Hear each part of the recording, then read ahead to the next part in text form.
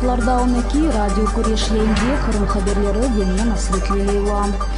Чегоз давасынын отурушу Тюнефистен башлады. Адвокат Крем контроль эткен Ахмеджитеки юхары махкемеде 30 ноябрде Чегоз давасынын даабыр отурушу Тюнефистен башлады. Буну адвокат Николай Полозов Твиттердеки сайфасынде айдынлатты.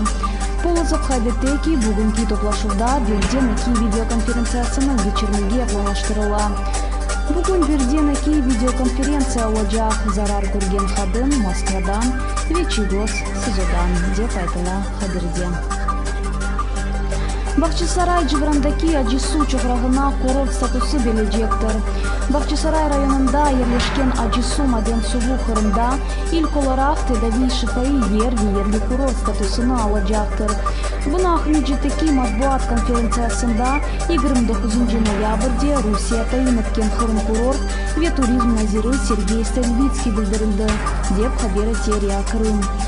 Кырымда более ерлерimiz yok. Келечек сене биринчи адым атмак үчүн Бакчысарай районундагы Ажысуу Маден сууну сайладык, деди о. Стельбицкий хайдетеки Ажысуу Маден сууна тедави шифаи ерлик курорт статусу берилсе, бул топурактын бир денишмелерден корчаланма биона келечекте инкишаф этмеси үчүн бир имкандар болажак. Алия Дегерменджи Кырым эле меморий сынырда яхаланганын тафсилатлыжа аңлатты. Алия Дегерменджи 26 февралдагысы боюнча яхаланган Мустафа Дегерменджинин анасы 29 ноябрде Чонгар кырыш ноктасында Русия сынырчылары тарапынан 2 саатке субъектке яхаланган эди. Буну тафсилатлыжа Кырым Акикатка айдынлатты. Алиянын айтканына көре, она паспорт маалыматлары, телефон номерасы ве сөңки баглары акында умумий суалер берилди.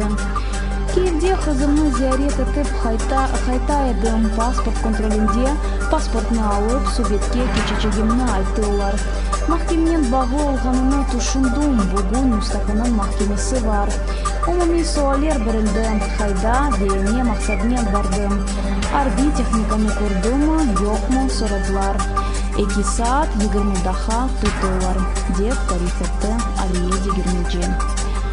Биздин кыска хаберлерimiz сонуна келди. Сиз эле Кырым хаберлери менен студия Лейла, базы маалыматлар Кырым комдодан радио Куреш или олуңуз.